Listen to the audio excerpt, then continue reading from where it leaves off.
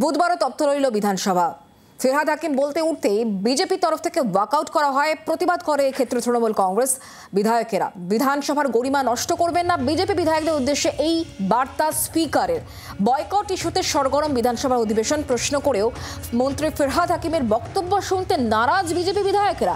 বারবার walkout BJP বিধায়কদের। এই আচরণ বিধানসভার নীতির সাথে যায় না, একথাই বলেছেন অধ্যক্ষ। আজও তপ্ত রইল বিধানসভা। ফিরহাদ হাকিম বলতে উঠলেই বিজেপির তরফ থেকে ওয়াকআউট করা হয়।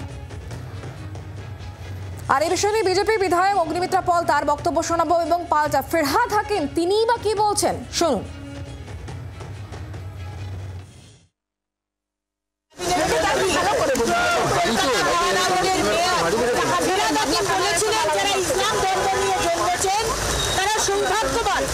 এবং বাকি ধর্ম নিয়ে যারা অত্যন্ত দুর্ভাগ্য।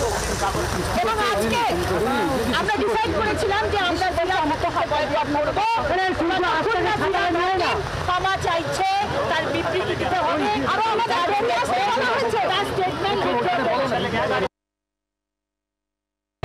আমি ধর্মনিরপেক্ষতা নীতিতে, মনে এবং নিজের জীবনে ধর্মনিরপেক্ষতা।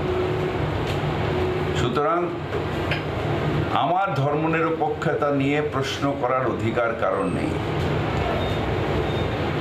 তাই আবার বলছি, ধর্মনিরপেক্ষতার রাস্তায় আমার জীবনের শেষ দিন পর্যন্ত থাকবে।